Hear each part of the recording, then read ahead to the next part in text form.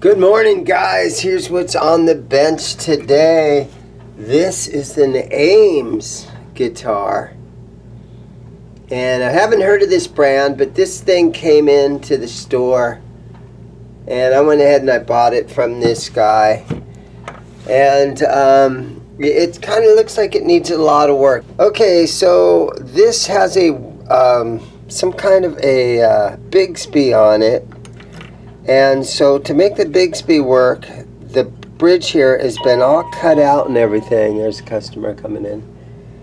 And so I'm going to take this, it's already coming apart. I'm going to take this off of here. People have looked at this guitar. I've had it for probably 6 or 8 months. And I can't sell it because of all this weirdness going on here. So I think I'm going to swap it out with a Wilkinson bridge, and we're going to see if we can make this happen and get this back to where hopefully I can sell this guitar. So here we go. This video is brought to you by Swiss Picks. It's not just a pick, it's a science. Available at ZIMM'S Guitars or at www.swisspicks.com. Okay, first things first, I guess we pull the strings off of this.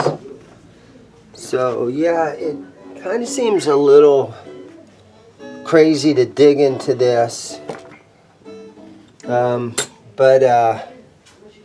I'm trying to sell this thing, and to have all this weirdness going on right here where the bridge is cut so the string will lay down in there and all that, yeah, not a good idea.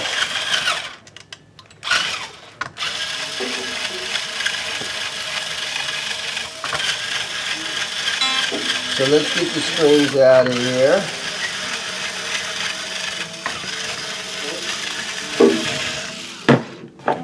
And, you know, it's going to leave some holes in the body when I get this off of here. But again, this guitar is not selling. People look at this thing and are immediately like, oh, God, what did somebody do to this thing? So I have to try to just figure out how to make this a guitar that is actually, you know, something that I can sell.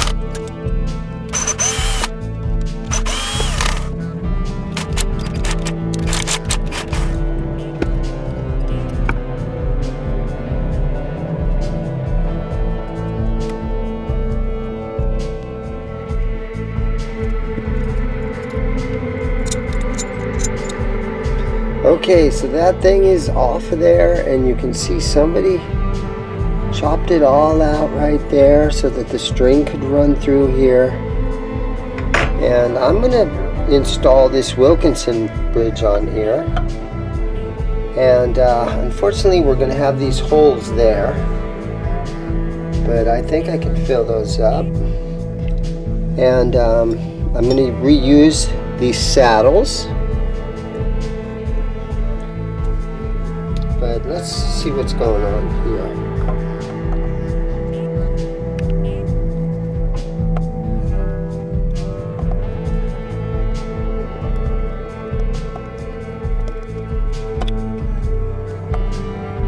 Looks like a kind of a nice old pickup in here.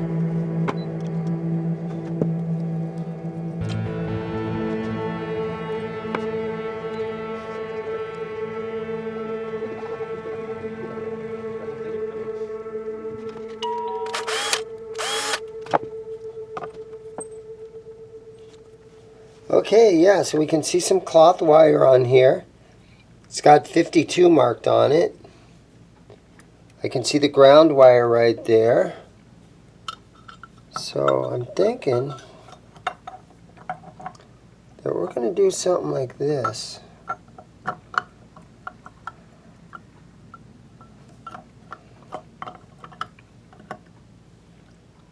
Something like that. It's not going to cover. This thing has been so, this route is so big now that this is not going to cover it all up. But I think this is my best plan to make a guitar that I can actually sell. Because there was no way I was going to be able to sell it with all this on there.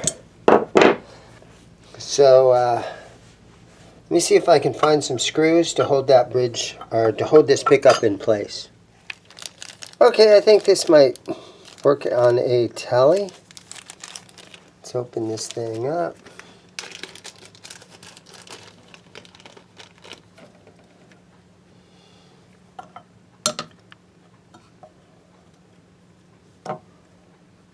First, I'm going to just test and see if it comes in here.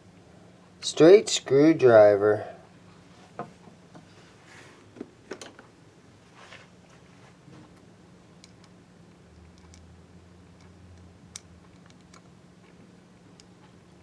Okay, let's see now. There it goes. Yep, that'll work. Okay, so we're going to put that through there. Put this surgical tubing on the back.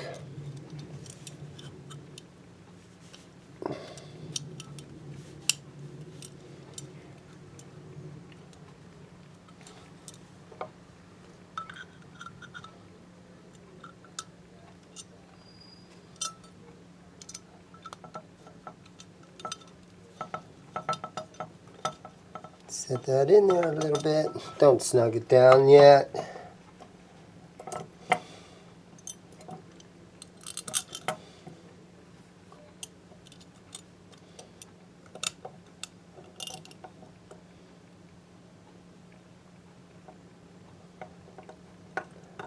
Yeah, but again, this is one of those guitars that I've had a long time now. And nobody seems to be too interested in it other than kind of saying, "What is this thing?" and laughing. So hopefully this will kind of solve some of its problems. And I'm not in this guitar at a lot of money. I think I'm in it at like less than 200 bucks or something. So I have to do what I can do to get this thing to be playable, and maybe somebody will end up loving this guitar. That's my hopes. It does have a very thin, narrow neck. The neck is so narrow that you have to use these saddles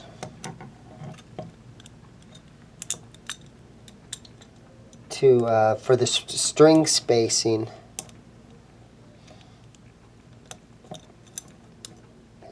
Get on in there.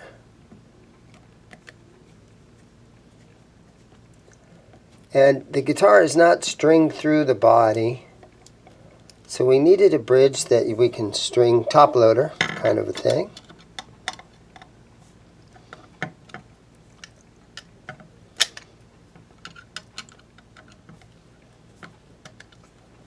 Okay, let's look at that.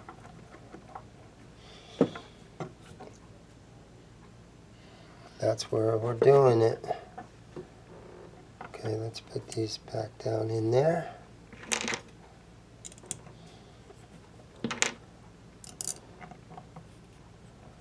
Unfortunately, we do have those 4 holes there. But we'll see what we can do when it comes to, I don't know, I can put a toothpick in it or something.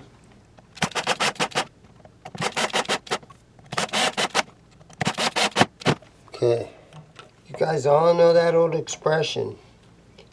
That old, it is what it is. It is what it is. It is what it is. Alright, so let's see if we can get these back on there.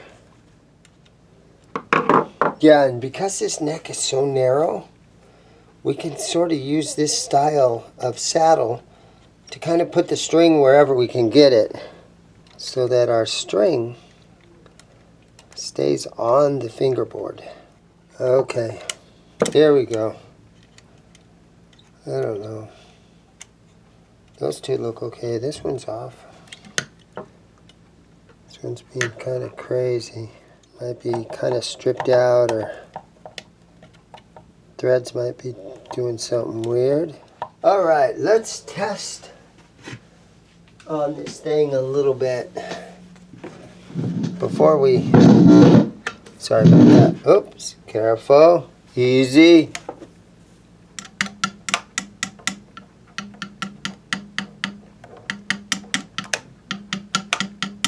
Hearing nothing.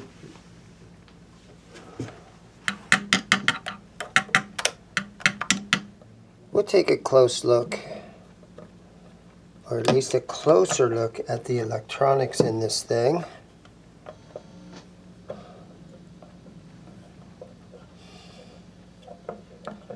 $500K pots. Kind of looks like made in Japan stuff.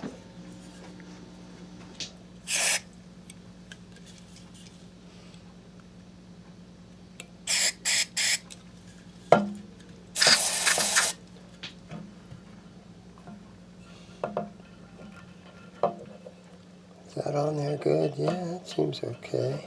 That one on there good? Yeah, that seems okay.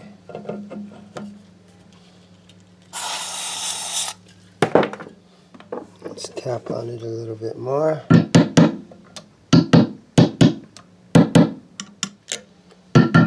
Okay, raise this side of this pickup a little. Make sure that it looks nice and flat in there. That looks pretty good. So just to kind of show you guys again what we're working on here. It's an AIMS. AIMS. And again, the neck is very narrow. What do you got? 1, 2, 3, 4, 5, 6, 7, 8, 9 pieces of mahogany along the back. And then it's also a pancake body. So this wood is probably close to 20 pieces of wood glued together. And it's been stripped. So the guy that owned this, he didn't take the finish off the top, but he did it everywhere else. He didn't do it under the plate. And so yeah, this one might be a hard one to resell, but we'll see what we can do here. And I don't know if I should, I've got toothpicks, kind of some oversized ones, so I could stick those down in there and cut them off and glue them in. It's got a big chip right there. Might as well do that and get some glue. Let's use a lot of glue.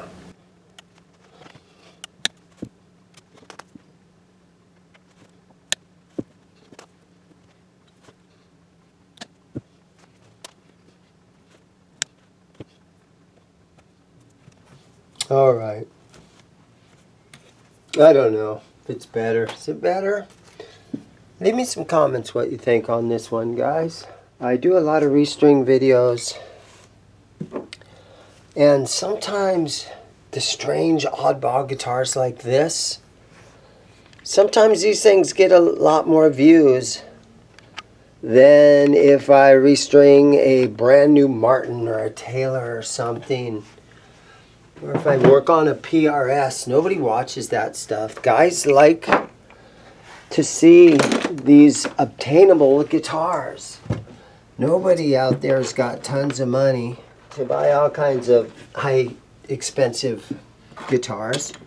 But there's a lot of us that sometimes we see something on YouTube, and then the next time you're down at the pawn shop, you might happen to run into something like this. And so this kind of gives you a little insight on some of the weird old inexpensive stuff that's floating around the pawn shops of America and around the whole world. Basically, these things have probably made their way into damn near every country in the world. This might be challenging to get these things where I need them to be. All right, so let's real quick. Let's take a tape measure, and we'll go to from the nut to the 12th fret, and we are at 12 and 5/8. So if we go from there to the saddle, we're at 12 and 5/8. That one's just about perfect. These are very close right there. So I think our next step is to just maybe clean this fretboard a little bit and throw some strings on this old girl. See what happens. See if she makes noise. And yeah, this neck is very rounded. It feels like it's been played for years. The frets are super tiny. They're the frets from the 70s. I would say this guitar is 1970s Japan. Could be Korea, maybe. But it's one of them old ones. And again, I got a pretty cool case with it. And so it's always good to get a tele case with something. Guys come in all the time wanting to buy old cases. And then I always tell the customer, well, if I sell you a case, it's going to mean one of these guitars that I have hanging on the wall is not going to have a case. So it's going to make it very hard to sell some of these guitars without the case. So please stop coming in asking for cases, guys. Just cut it out. Okay, let's spray a little bit of some Gibson pump polish, the world's finest guitar polish.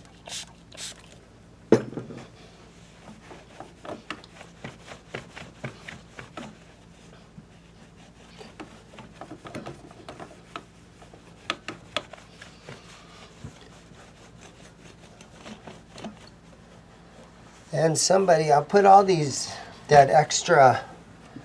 all these extra parts, I'll put these in a bag, and maybe somebody will come in and have a giant box of old, weird, random, imported old Japanese parts. And guys come in once in a while asking for weird, random stuff like that. Or they just want to experiment and try to install something on their Squire. Okay, let's grab some strings. I'm going to get some 9 gauge. Okay, let's see here.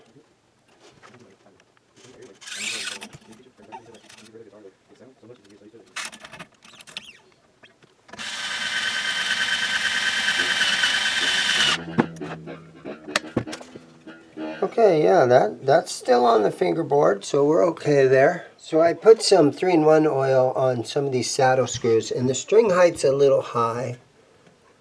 So these things move really good now.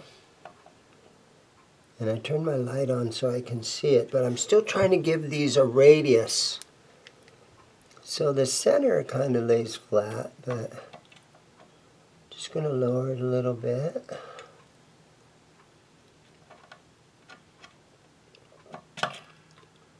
Oh, it's hard to see that. There it is. Yep, I'm just going to get the string height down a little bit. There we go. Now let's turn this light back off. Let's tune it up and check the intonation.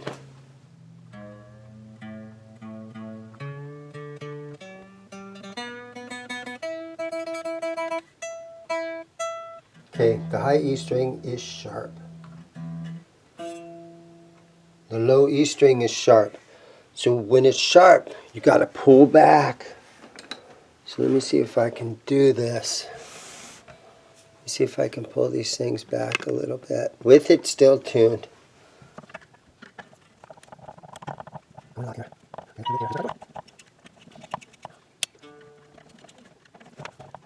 Alright, so here it is. Got it all strung up. We replaced the bridge.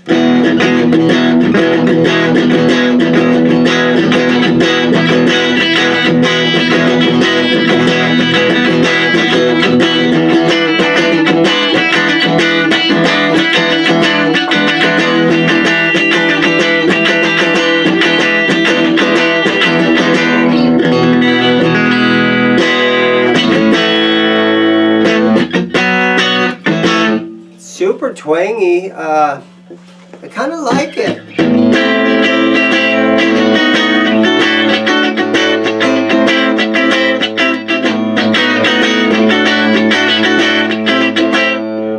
It smells like that 3-in-1 oil that I put on the saddles.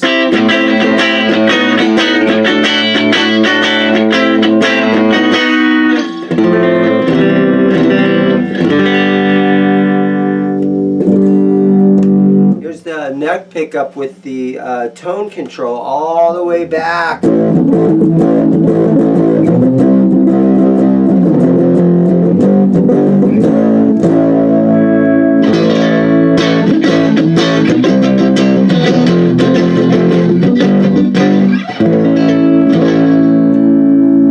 Here's our middle position.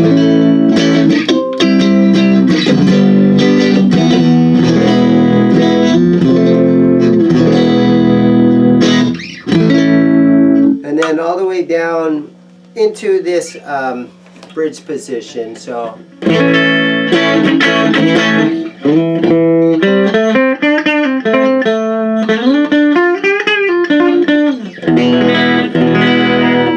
an ashtray would fit on here, I think. It would help to cover some of the sides here. I can see where right here the route was too much and you've got a little bit of this going on. And it's unfortunate, but I think this way it's a fun playable guitar. And again, the neck on this is super narrow right here, and it's got really rolled over neck, and so it just feels tiny. This neck is just tiny.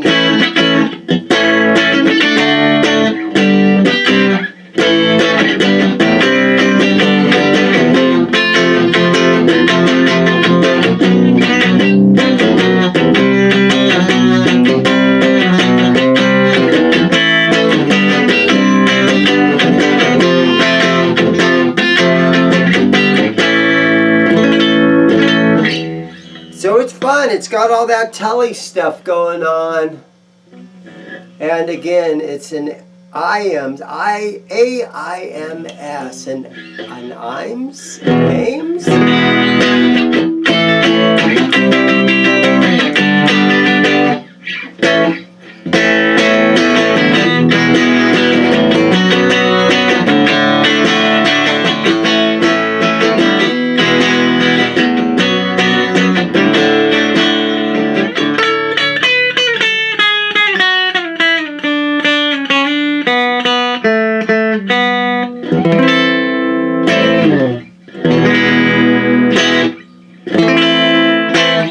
There it is, guys. Hopefully I can sell it now. I took that horrible Bigsby kind of thing off of there, that bad vibrato. And I made a little guitar out of it that I think is playable now. So there you guys have it. Thanks for watching. Go buy a guitar.